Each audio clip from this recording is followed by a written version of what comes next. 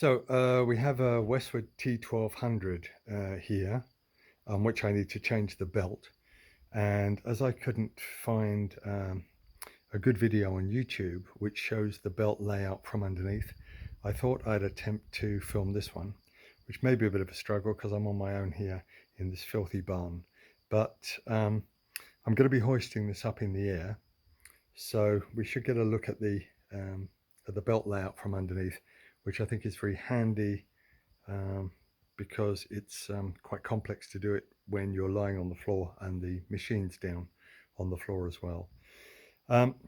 Just a quick word here. On this machine, I took off the power takeoff here, which normally sits under here.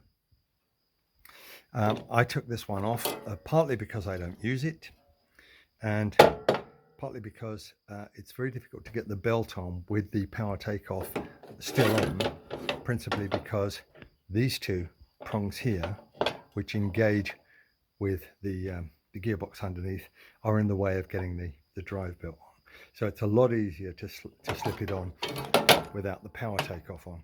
Power takeoff is secured by 4 bolts that go straight through there. So I suppose they could just be taken off to put the belt on, but I took mine off permanently. Now, in this layout here, I have the luxury of being able to get this Westwood lifted up off the ground so that I can access the underneath quite easily.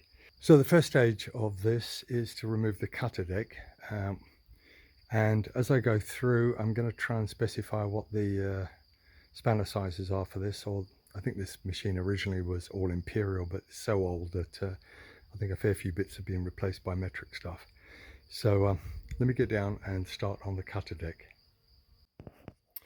So apologies for the fact that the light is so bad in here. I just hope we can actually focus on that. The cutter deck is, apart from being held on at the front by bolts, which we'll open up in a moment, there's these belt retaining, I don't know, belt retainers maybe, and it's also secured in there, if you can see, by a wire rope, which is looped around this part here, and that part is actually should be held on by a spring clip. Mine's held on by an old bent nail, but I don't know, hopefully you can see that in there. Can maybe, anyway, maybe we'll get a better view when I lift the machine up, but that needs to be removed, that wire rope. Okay, so these belt retainers are held on here. That's 5/8 I'm using to open that. No, so it's a 9/16 spanner to open that up. Just to turn those away from where the belt is. Just do the other side as well.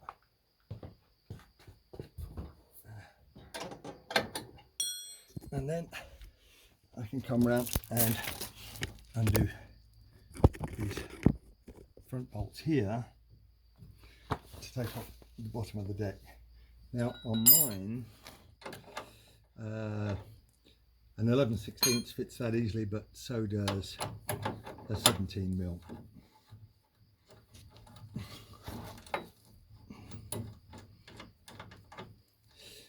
So the setup for this is nut, washer. There's a washer right in the middle of these two here, and then a washer on the other side, and then the bolt.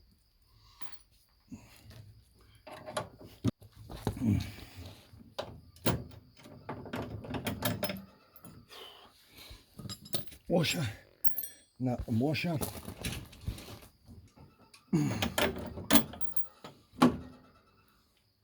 All right, this is usually pretty easy to get off. It's just more of a pain to get it back on. Good, so once we've lifted it a little bit off the ground, it's then easy to slip the cutter belt off the front pulley and to remove, in this case, the bent nail. Apologies if the camera is moving around, I'm just trying to do this with my left hand, and to slip the belt. That's actually attached to the brake. That's part of a safety system, but it doesn't work on this, it's too old. So once that cutter deck is now free, you could just pull it straight out the front, which is what I'm going to do. Right, So next stage of this is to access the drive pulley up here by removing this panel here, which is these bolts are 1/2 inch. So I'm going to remove that, and then we can slacken off the clutch, and that'll allow us some access to the drive belt. Unfortunately, I just can't hold this camera. I don't have a tripod to hold it while I'm doing this, so I'm going to have to break this into parts. Okay, so having got this panel almost unsecured, let me just make the point that this is secured by 4 bolts here.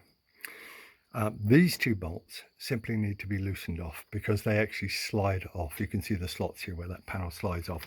So it's only these ones on the left which need to be completely removed.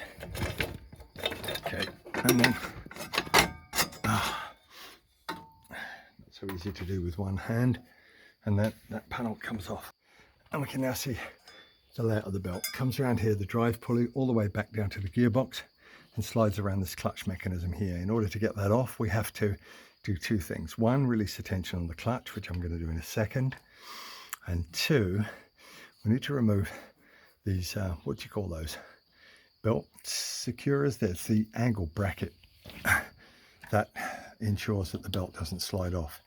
In one of the videos I saw, somebody bent this back, I think with a large pair of grips. That's just not advisable. It's much easier, of course, to take these off with the nut here and then replace them, and also stop some braking. So let me just get that clutch secured, which I do from up here with a belt. So let me just get a belt, and then so just a cheap cargo strap holds that. Push the clutch down, pull a strap tight, and that takes the tension off that belt here, nice and floppy. So it's now necessary to loosen these 3 pulleys here. That's a 9/16 on mine. It's also worth remembering that that's a bolt that goes straight the way through. It's not secured, so you actually need to have a spanner on the top part of the bolt to stop it revolving. Unfortunately, I can't do that with one hand, so I'm just going to loosen those off. Okay, so it's worth pointing out, I've just loosened these here. It's worth pointing out that on mine, at least, I assume on all of these machines, it isn't necessary to take the pulleys right off. If they're just loosened, there's enough space just to slide the belt out under that retaining arm. So let's just do that. So once there's a little bit of slack up here, the slack from the clutch being off, then we need to get that belt off the drive wheel for the gearbox down here, which I'm going to try and do with one hand. But in any event, what I'm going to do, one hand or 2 hands, I'm going to slip that belt off over the top of this wheel here and pull it forward. So that's why it's difficult to do if the PTO is on there, because that power takeoff is actually coming down and interfacing with the top of this gearbox pulley here. So let me just do that.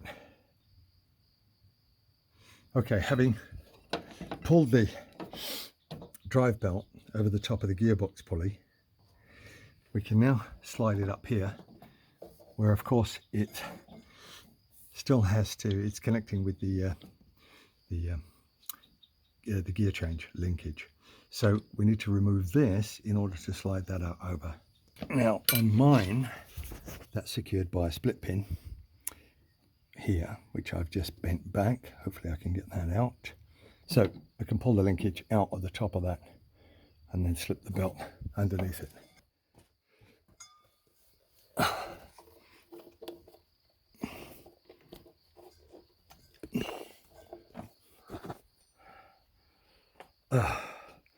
One worn belt off. As we know, these are not the easiest of jobs on this, and I think if you're trying to do this horizontally, when you're lying on the ground and you can't see what's underneath and you don't know what you're doing, I think it's even more difficult. So hopefully that exploration underneath will give you some indication of the right way. I'm just going to now reverse the process and stick a new belt on there. So new belt, stage one in that is to slip it under the clutch mechanism there, clutch linkage, and put it over the drive wheel at the back, and then to pull it forward and slip it off over the drive wheel at the drive pulley up here. It's necessary to put this around the drive pulley here in order to get, first of all, in order to get enough slack on that belt to be able to get it back and around the gearbox pulley down here. So this needs to go on first up here, followed by that one down there, and then you can just get it. Right, so I haven't tightened these up yet, that's why the wheels are wobbly. So this is what we're looking for at the end. Belt running around this and each of these brackets here on the outside of the belt. And we can then tighten those up. So that's what I'm going to do now. Right, so I've now finished tightening those up. Let's get that up there. And this is what we should have. In fact, I think I'm just going to loosen this one again and move that retaining bracket just a little bit further up this way. But the other two are fine. Okay, I'm happier with that. So I just need to release the clutch and get the tension back on it. So that belt should now be fully engaged. Obviously it needs to be run a little bit to bed it in. That's fine. Just making sure that that's around the right part of the pulley there, which it is. Good. Okay, so the panel is now back in position. I need to tighten it back up here. Once again, these bolts don't come completely out because the panel just slides off on these slots. These ones need to be taken out completely. I have to lubricate the threads back when I'm putting the bolts back in there, principally because, you know, with damp grass and everything else, it rusts up and it's difficult to get them out. Also, the retaining nuts on the other side of these bolts are held with those spring clips, and if they're rusted up, it's very easy to break the spring clip, and I don't have any more here. So so the next stage is to lower it back down and re-engage the cutter deck. So I'm going to partially lower this and then drag the cutter deck from over there underneath it, and then lift the arms at the back over that bar, and then lower the lawnmower the rest of the way down and bolt up the front. All right, just for reference,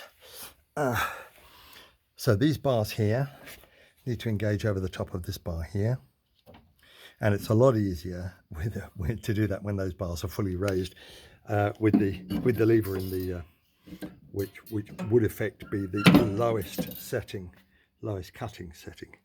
So I'm going to do that. I need two hands for that. All right, so with both of those arms engaged over the top of this bar here, we're now in a position where we can fix up the belt, put that retaining strap back on, and finish up by bolting the bars back onto the front. So